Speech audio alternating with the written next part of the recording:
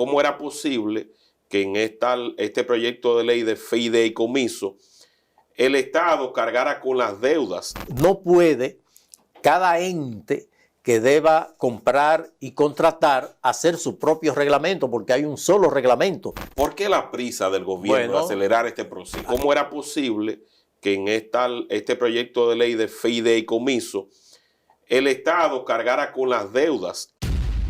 Estos fideicomisos, conforme la ley, tendrían una duración de 30 años. Porque se ha dicho que se está contratando a una empresa canadiense donde supuestamente figuran empresarios haitianos. ¿Y qué papel tienen la superintendencia de bancos? Se habla también de la integración de la Cámara de Cuentas. ¿Qué otros ejemplos tenemos en la región de fideicomisos que hayan sido exitosos? Pero noto como a un Eduardo Estrella muy dispuesto a aprobarlo todo, a no cuestionar nada, a que todo lo que llegue allí simplemente vamos a darle con todo y vamos a aprobarlo. Amigos, bienvenidos a otra entrega. En nuestro espacio recibimos a Julio César de la Rosa Tiburcio, presidente de la Alianza contra la Corrupción, quien nos va a decir las implicaciones y la puerta trasera que hay en el proyecto de ley de fideicomiso que se encuentra en el Congreso de la República Dominicana. ¿Cómo está usted, don Julio? Todo bien, Peguero. Feliz año. Gracias de corazón. ¿La familia cómo está? Bien, bien, gracias a Dios. ¿Y la tuya? Gracias al Señor, muy bien. Amén, por la gloria de Dios. Agradecido de que usted con su conocimiento logre ampliar y aclarar la mente a los dominicanos sobre lo que está pasando y lo que puede ocurrir de aprobarse esa ley de fideicomiso tal cual está. Mira, recuerda que cuando se debatió el fideicomiso que entregaba al sector privado la central termoeléctrica Punta Catalina, nosotros planteábamos, dentro de las objeciones que hacíamos, que debía promoverse la aprobación de la ley de fideicomiso público, porque en la actualidad tenemos la ley de fideicomiso que se hizo para la relación o la implementación de esta figura en el sector privado. De ahí viene el fideicomiso de Ciudad Juan Bosch, se hizo un fideicomiso público que fue el de RD Vial, sí, cuyo comité técnico está compuesto por 3 entidades del Estado. Pues esta figura pudo encajarse porque no tendría mayor implicaciones. Sin embargo, con el fideicomiso pro Pedernales se apela también a esta ley y por eso demandábamos que se aprobara la ley de fideicomiso público. ¿Qué nos encontramos? Se hace un proyecto del cual se tomó conocimiento, pero cuando va al Senado se cambia, se modifica este proyecto, es aprobado en el Senado de la República y es enviado a la Cámara de Diputados para que concluya pues su aprobación y convertirla en ley. Se ha generado un debate luego de conocer qué traía esta ley contrario a lo que se había introducido originalmente. Y una de las cosas que nos llamó a la atención poderosamente es que cuando se refiere a las compras y contrataciones, el proyecto aprobado en el Senado dice, conforme a los principios de la Ley de Compras y Contrataciones 340-06, se elaborará un reglamento en cada fideicomiso. ¿Qué significa eso? Que compras y contrataciones se iba a encargar de evaluar todo para fijar un reglamento. Bueno, compras y contrataciones ahora conocemos de que tendría la función de aprobar o desaprobar el reglamento, pero el mal no está ahí. El mal está en que el proyecto debió establecer que las compras y contrataciones de cada fideicomiso se harían conforme a las disposiciones de la ley 340-06. Claro, que no todos se sometan a la ley. No conforme a los principios, porque los principios son la fuente por excelencia de la ley. El principio de esta ley, por ejemplo, sí, de transparencia, de economía, de participación. ¿Qué significa eso? Que las normas que va a establecer la ley o los elementos normativos que va a establecer la ley lo hace basado en los principios. Pero se elimina la parte sancionadora. Bueno, conforme lo que establece este proyecto de ley, el reglamento que va a hacer cada fideicomiso va a responder a los principios, pero la norma la van a establecer ellos. No harán uso o aplicación de la ley 340-06. Entonces, esta ley que tiene su reglamento de aplicación es válido para todas las instituciones. No puede cada ente que deba comprar y contratar hacer su propio reglamento, porque hay un solo reglamento, que es el que establece la ley que fue modificado en el gobierno de Danilo Medina en el 2012. Entonces, si tenemos un fideicomiso que tendría su propio reglamento, no tenemos control de qué va a ocurrir ahí, porque va a estar avalado por la Dirección General de Compras y Contrataciones Públicas. ¿Y qué nosotros hemos planteado?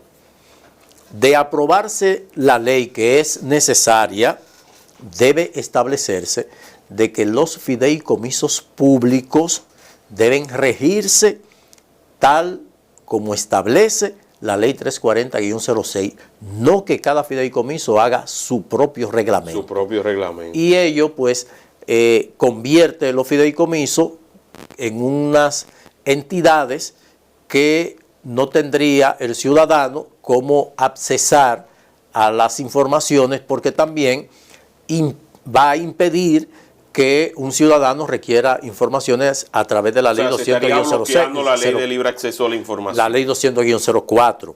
Pero también, a la hora de contratar, estos no se van a regir por la ley 4108 de función de administración pública, de servicio de la carrera administrativa. Entonces, ¿qué ocurre? Y es lo que nosotros hemos advertido. Los fideicomisos en carpetas son superiores a lo que se conocen. Tenemos el fideicomiso de Propedernales, sí, que se ha hecho sin estar la ley aprobada. El de Cabo Rojo, el que está ahí. Efectivamente, que contempla el desarrollo de Pedernales, que ha sido respaldado por todo, pero queremos que se haga de manera regular. Claro que sí. Pero también hay un fideicomiso para la comercialización de tilapia. Hay un fideicomiso para la administración de las becas que otorga el gobierno a través del MESI. Pero ¿sabe qué es lo grave? Y esto es una primicia.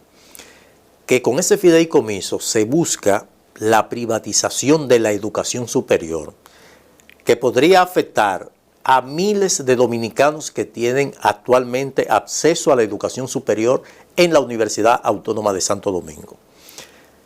El gobierno tomaría este fideicomiso para que desde el sector privado se otorguen las becas a los estudiantes. Si un estudiante de escasos recursos, el gobierno le otorga una beca para que pague 20,000 pesos en una universidad privada, pues este no va a ir a la Universidad Autónoma de Santo Domingo, se va a ir a esa universidad privada porque totalmente está recibiendo una beca. Ahora, ¿qué hay detrás de todo eso? Que los empresarios no satisfechos con lo que son las ganancias, con la participación en el Estado, en las empresas capitalizadas, pues quieren también tener participación, ganancias en todas las actividades habidas y por haber. Entonces, ese nicho de la universidad de estudiantes extrapolado a las universidades privadas a través de un fideicomiso, a través de las que se otorgan estas becas, pues eso es un gran negocio, porque en el fideicomiso el gobierno, conforme a esta ley que está en discusión, la deuda pública, la deuda que asuman los fideicomisos podrían convertirse en deuda pública. O sea, que no obstante los compromisos, las diligencias que hagan para obtener empréstito y todo ese tipo de cosas, financiamiento, finalmente el Estado es que tendría la responsabilidad de pagarla. Pero claro, también desarrolle esa parte, porque eso fue algo que mereció también que el periódico Listín Diario hiciera énfasis. Y decía el periódico Listín Diario, así como otros diarios de circulación nacional, que cómo era posible que en este proyecto de ley de fideicomiso el Estado cargara con las deudas, mas no así el socio del sector privado, cuando el Estado es quien está aportando los bienes, la infraestructura y también todo el esquema. O sea, ¿cómo es posible eso que solamente la deuda sea del Estado? Mira, Peguero, lo que subyace detrás de todo esto, nosotros lo hemos calificado de que esta ley de fideicomiso, y por eso la celeridad para que se apruebe antes del día 12 que termina la legislatura actual y se reanuda el 27 de febrero, es porque detrás de esto lo que subyace es la transferencia no del patrimonio público que actualmente posee el Estado, sino del patrimonio que va a ser el resultado de una serie de proyectos que se van a implementar. O sea, el gobierno de Luis Abinader le está cediendo al empresariado que le apoyó, a esos buitres que viven detrás de los bienes del Estado, ubicado en el sector privado, la propiedad, el patrimonio de todos nosotros y de las futuras generaciones. Porque estos fideicomisos, conforme la ley, tendrían una duración de 30 años. Ay, Dios lo que mío. significa que va a comprender diferentes gestiones de gobierno. Entonces, la figura del fideicomiso, siempre y cuando sea para desarrollar algo en lo que el Estado no va a poner un peso, sino va a poner la infraestructura natural, el mar, el río, las carreteras, el espacio territorial, pues perfecto, porque se está contemplando un fideicomiso para la vigilancia de la frontera, del muro, pero el Estado está construyendo el muro. Entonces tú vas a hacer un fideicomiso después que se hizo la inversión para que los empresarios entonces obtengan los beneficios, y si se incurre en compromisos financieros, el Estado también tenga que avalarlo y tenga que asumirlo en caso de que tú tengas una mala gestión. Porque la figura del fideicomiso, te reitero, no es mala siempre y cuando sea para hacer algo de lo que el Estado no tiene capacidad al momento de poder desarrollarlo por la falta de financiamiento, claro, por cuenta propia. Pero es lo mismo que pasó con Punta Catalina. Entonces tú vas a dar a Punta Catalina en fideicomiso después que se invirtió 3.000 millones de dólares, está funcionando, está dejando beneficios, tú se la vas a pasar al sector privado. Por eso nos opusimos. Entonces ahora, ¿por qué hay que hacer un fideicomiso de las compras de la policía? Tú te preguntas, ¿y por qué? ¿Qué? O sea, la policía es una empresa Es una empresa productiva. privada, una empresa de seguridad estatal. ¿Entiende? Entonces, ya estas implicaciones que trae consigo la figura del fideicomiso dictado por decreto, todo lo que se han constituido, pues tendrían el aval de una ley totalmente falta de transparencia, que no va a contribuir a la lucha contra la corrupción, porque tú no tendrías el control que tienen las entidades públicas como Contraloría, Cámara de Cuentas, Dirección de Compras y Contrataciones, en el caso de la Superintendencia de Bancos, porque estos estarían funcionando como si fueran una empresa privada. Pero donde quiera que el Estado hace acto de presencia con recursos del presupuesto, tiene que someterse al tamiz de la supervisión del Estado. Es lo que ocurre con las empresas distribuidoras de electricidad.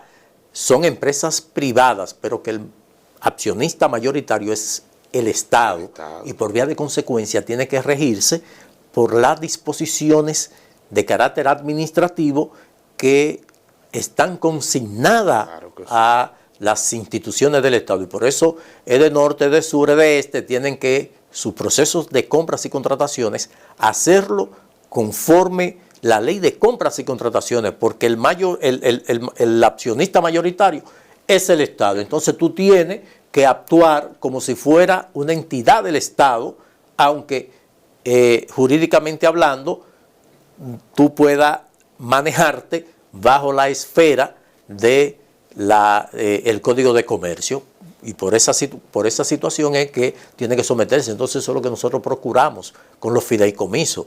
El fideicomiso de RD Vial, para citar un caso. Funcionó bien, funciona bien. Funciona bien, está compuesto el comité técnico por 3 entidades públicas, pero no adolece de transparencia. Nosotros no sabemos cuánto ha generado. Si tú pides una información de cuánto genera el peaje de las Américas, tú no la tienes porque debería estar en línea en el portal Transparencia. ¿Qué hacen con esos recursos? Estamos hablando que por recaudo de los peajes, mensualmente supera los 100 millones de pesos, pero lejos. Y ahora con la incorporación del de Samaná, mucho más. Entonces, esa transparencia que se demanda a todas las actuaciones de las instituciones del Estado deben también tener acto de presencia en los fideicomisos públicos. Sobre ese mismo fideicomiso de la frontera, para el tema de la vigilancia, ¿qué datos usted tiene? Porque se ha dicho que se está contratando a una empresa canadiense donde supuestamente figuran empresarios haitianos. ¿Qué información usted tiene sobre eso? Claro, es que eso está decidido hace tiempo. Desde el inicio de la construcción del muro, están identificados las empresas y los empresarios que van a ser beneficiados de todo lo que genere eso. Porque ahora estamos viendo la obra gris, que es el levantamiento de la valla, que eso es agregado y varilla y cemento. Varilla y cemento. Sin embargo, hay todo un componente de tecnología para la vigilancia que hace tiempo hay empresas que están aquí en el país, y así como se ha señalado, hay empresas que tienen presencia en Haití, no necesariamente tengan que ser empresarios haitianos, porque hay que hacer la distinción de que son empresarios, entre ellos empresarios judíos, americanos, que tienen empresas en Haití, pero no son haitianos. No son haitianos. Y por ello es bueno hacer esta aclaración, pero sí eso está amarrado desde que se dio el primer Picasso para la construcción del muro. Ahí se descartó incluso hasta Israel, que fue quien hizo la propuesta del muro tecnológico, y a ellos le dejaron fuera. Así es. Porque querían asesorar al país para tener el control parecido al que ellos tienen en su frontera. Efectivamente, claro, porque es que ya eso estaba predeterminado. Mira, conocemos pocos de los procesos de compras y contrataciones que se han hecho alrededor de ello. Hay algunos que se han publicado conforme lo establece la ley, pero hay otros que se han manejado bajo la esfera de el manto protector que la propia ley 200-04 le da al tema de seguridad. O sea, hay algunos temas que van a estar dentro de la sombrilla de restricción de información pública. De seguridad nacional. De seguridad nacional. Y eso es lo complejo, porque nosotros tenemos la información de que es así, de que hay empresas que han sido contratadas de manera directa sin cumplir con la ley de compras y contrataciones. Que se debe anunciar para que se oferte y puedan participar, los que califiquen efectivamente participen. Entonces, bajo esa sombrilla de restricción, de reserva de información por temas de seguridad, por ahí se van a manejar muchas cosas. ¿Qué otras observaciones usted tiene sobre esta disposición de los fideicomisos, este proyecto de ley? Bueno, lo primero es que esta ley debe dejarse sobre la mesa para someterse a una discusión en donde la participación de expertos en el tema y sobre todo las sugerencias que se han hecho a través de las organizaciones de la sociedad civil y de algunas personas calificadas para ello, para que se establezca en el aspecto de las compras y contrataciones que se debe regir eminentemente por la ley de compras y contrataciones, no a partir de un reglamento basado en los principios, porque reitero, los principios le dan origen a la ley, para que la ley establezca los mecanismos de operatividad y de cumplimiento y de sanción a las disposiciones emanadas de los principios. ¿Y por qué esta presión tan rápida? E incluso vi declaraciones del ministro de la Presidencia diciendo que no van a permitir que destruyan este proyecto de ley, que eso está todo bien, ¿Por qué la prisa del gobierno de acelerar este proceso? Hay que ver el portador del mensaje. El ministro de la Presidencia es un agente representante de los intereses empresariales en la actual gestión. Y como en correspondencia con eso, pues tiene que despacharse con este tipo de manifestaciones, porque el interés es totalmente para favorecer a los empresarios y sobre todo ante la inminente presentación del proyecto reeleccionista del presidente Luis Abinader. Eso es lo que hay detrás de todo eso. Eso es lo que subyace. Los empresarios que aportaron a la campaña necesitan recibir la correspondiente manifestación como resultado de ello. ¿Y qué le garantiza eso? Pues evidentemente la participación en los proyectos que están en carpeta de fideicomiso, en donde contempla la ley que los comités técnicos estarían compuestos por 5 personas, entre ellos 2 funcionarios públicos, lo que significa que los 3 harían mayoría proveniente del sector privado y tendrían el control total. ¿Y qué papel tienen la superintendencia de bancos? Se habla también de la integración de la Cámara de Cuentas. ¿Qué papel tendrían ellos en ese sentido de como representantes del Estado? ¿Pudieran regular, pudieran resguardar los intereses de nosotros como dominicanos? Ahí es que entra precisamente el cuestionamiento. Lo ordinario sería que respecto a la participación de los entes constitucionales, como lo es la Cámara de Cuentas, que tiene presencia en todas las actividades de manejo de recursos públicos de las entidades del Estado. O sea, no puede una ley orgánica de una institución decir en cuándo y cómo debe intervenir la Cámara de Cuentas. Eso debe ser automático conforme las disposiciones de la ley 1004 que emana de la Constitución, que crea la Cámara de Cuentas como responsable del control externo del gasto. Entonces, esta ley le da participación, pero de manera decorativa. Ah, ya. Entonces, lo esencial es que esa ley establezca la observación al cumplimiento irrestricto de todas las leyes que tienen participación de control o función de control, tanto interno como externo. Totalmente. Entonces, lo que se quiere, José, es... Son figuras ilustrativas. Totalmente, porque con el fideicomiso se quiere tener el bien que pertenece al patrimonio del Estado, de todos los dominicanos, público, pero manejado por el sector privado. Entonces, te extienden hasta 30 años el manejo de esto. Lo que significaría que en un futuro no necesitaríamos ni ministerios ni presidencia. Se va a suplantar todo. Porque tendría el manejo total de la administración pública. Mira que para la contratación de personal no tiene que observar la disposición de la ley 4108.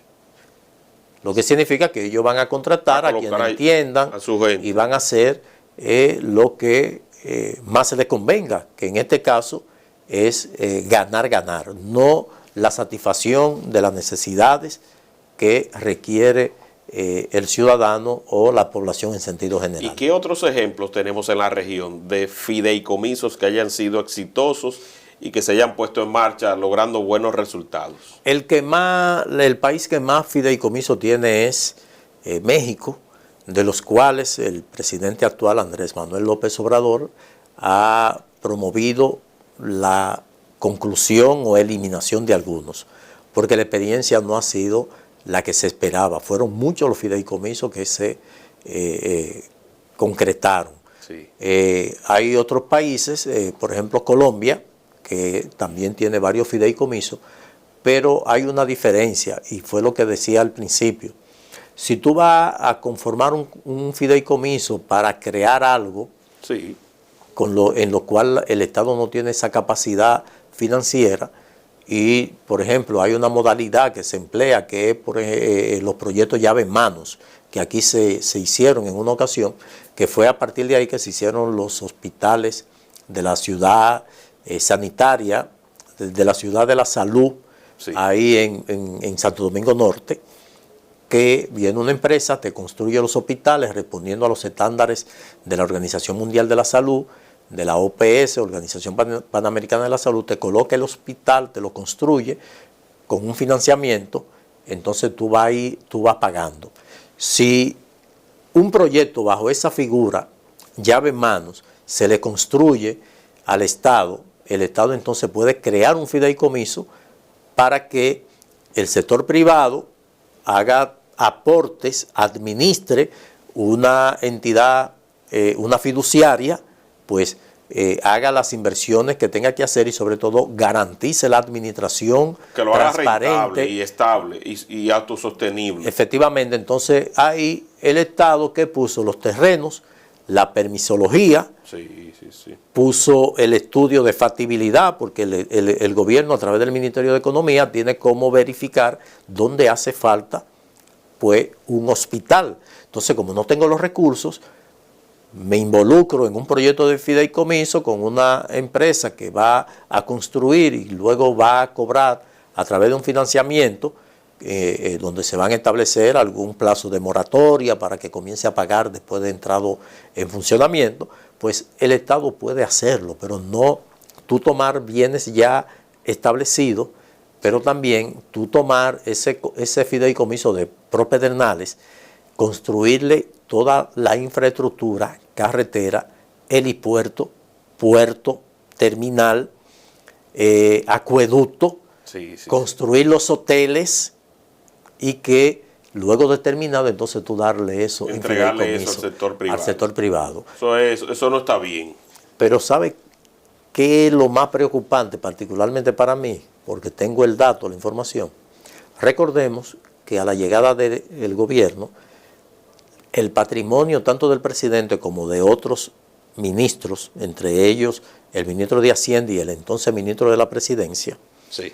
el patrimonio en su declaración jurada expusieron que tenían un patrimonio de tantos millones de pesos, de dólares, y fueron confinados a un fideicomiso. Oh.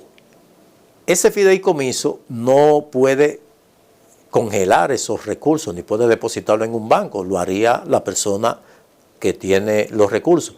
Cuando se entrega en fideicomiso ese patrimonio, es para que ese patrimonio siga produciendo, siga generando. Para que siga generando de una manera autónoma. Entonces, ¿quién nos asegura a nosotros que esos fideicomisarios al que se le entregó ese fideicomiso, pues inviertan o tengan participación en los fideicomisos públicos que se vayan a crear? Totalmente de acuerdo. O sea, ahí ellos pueden entrar y sobre todo cuando queda blindada la parte de libre acceso a la información. Porque ya ahí entonces nadie puede protestar ni decir nada. Porque no sabemos ni siquiera cuál es la empresa, qué hace la empresa con esos recursos que recibe el fideicomiso. Es una puerta trasera que puede ser maligna a largo plazo para el país de aprobarse así. Estamos hablando de 30 años donde tú no vas a tener ningún tipo de información, porque por eso es que quieren blindarlo con una ley de forma tal de que no se tenga conocimiento de a quién se compra, a quién se vende,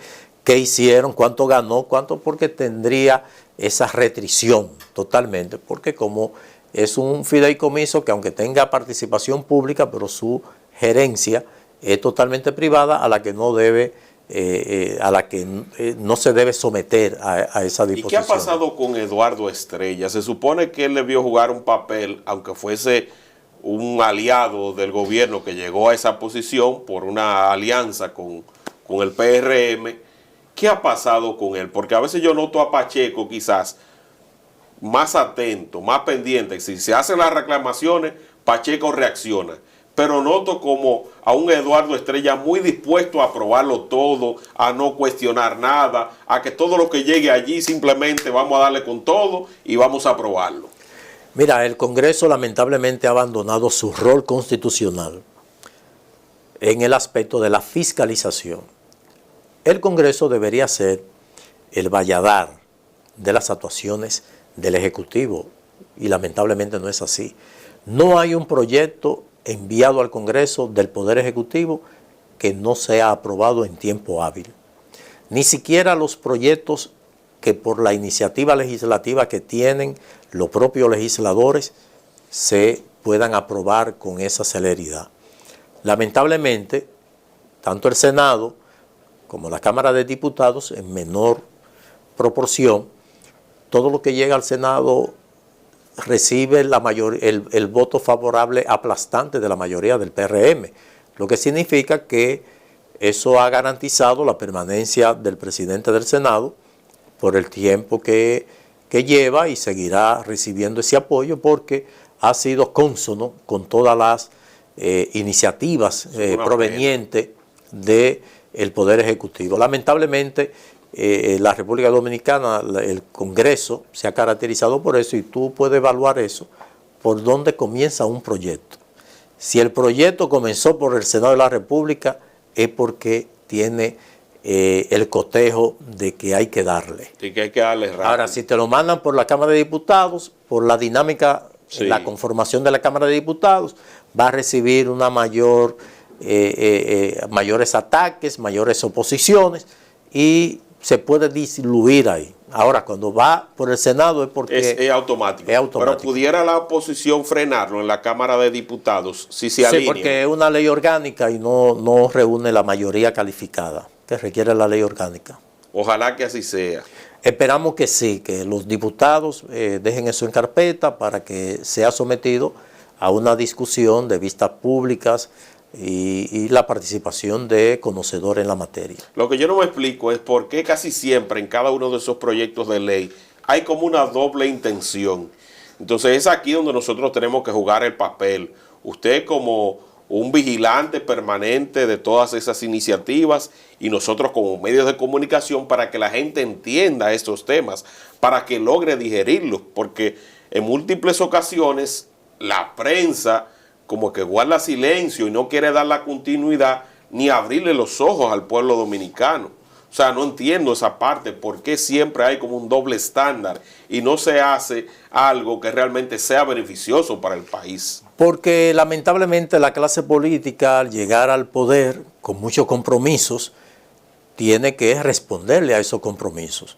Y cuando hablamos del sector privado, de empresarios, a lo que hemos denominado buitres, porque quieren todo de lo que le pertenece al pueblo dominicano, para eso ellos apoyan a los candidatos a la presidencia y por eso lo hacen inclusive con los tres que tienen posibilidades y lo hacen con senadores, con diputados, con alcaldes para sacar beneficio de ello. ¿Y qué hacen los gobiernos? Pues transferirle el patrimonio público a esos empresarios. Lo vimos en el gobierno de Leonel Fernández en el 96 con la ley de capitalización. Concorde. Lo vimos, todas esas empresas que supuestamente eran deficitarias se iban a capitalizar y terminaron en manos de particulares que el Estado, aunque recibe dividendos, pero no en la proporción de si hubiese sido propietario al 100%, como lo es, por ejemplo, de Punta Catalina, que te genera de beneficio más de cerca de 300 millones de dólares al año.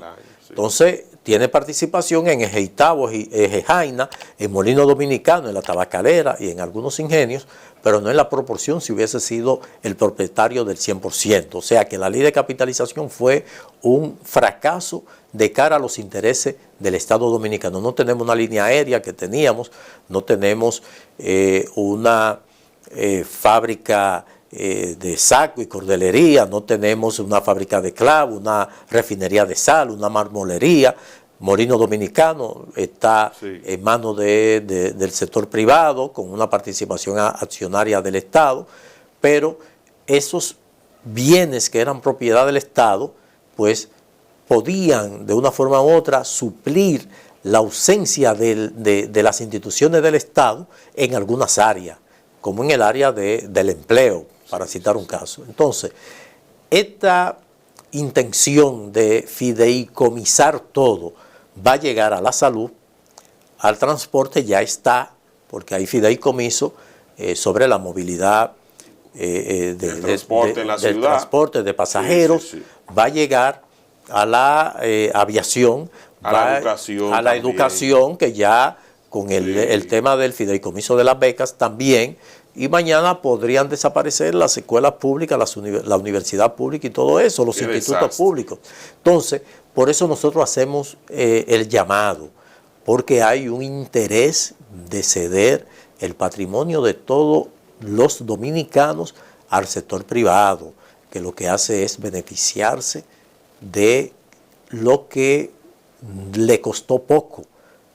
Así mismo es, entregándole el aparato productor del país para que cada vez más el sector privado siga ensanchándose y el Estado se convierta simplemente en un ente superficial. En un receptor de lo poco que ellos quieran darle, como está ocurriendo con Jaini y Gitabo, que ellos mismos se auditan, dicen que tuvieron beneficio tanto, el Estado recibe esos chelitos de beneficio, por la participación, de impuestos y ese tipo de cosas. Entonces, creo que debemos estar al pendiente de lo que son todos estos proyectos que están actualmente en carpeta para fideicomisar todas las actividades. Estamos hablando que van desde la producción de tilapia, desde las compras de la policía, hasta las becas para estudiantes de educación superior.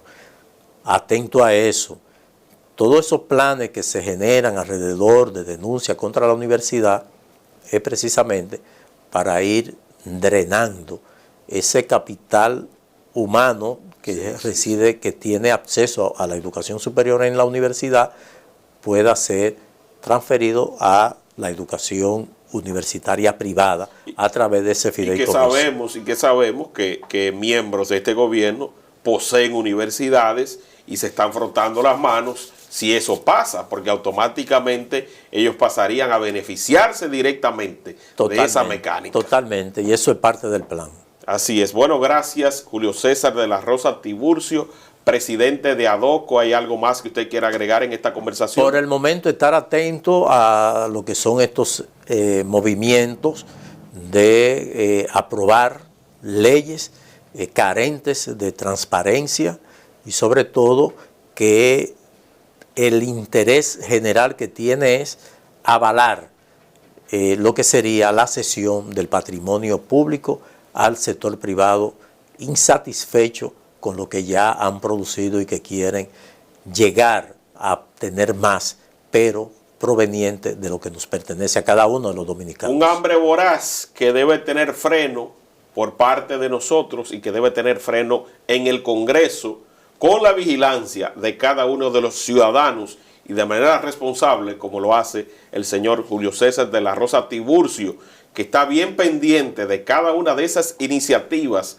para que ustedes se den cuenta de qué es lo que hay detrás, para que se hagan las modificaciones del lugar y para que nosotros tengamos leyes apegadas a la defensa de nuestro patrimonio, porque no es que se excluya al sector privado, pero sí debe estar bajo los lineamientos que puedan blindar nuestra protección y nuestra propiedad, que es lo que nos va a garantizar un futuro mucho más saludable en todos los sentidos. Gracias, compartan este contenido para que llegue a mucho más personas y no olviden suscribirse a este canal. Reiteramos el agradecimiento a Julio César de la Rosa Tiburcio por venir a nuestro espacio. Gracias, José, siempre a la orden. Sí, bye bye.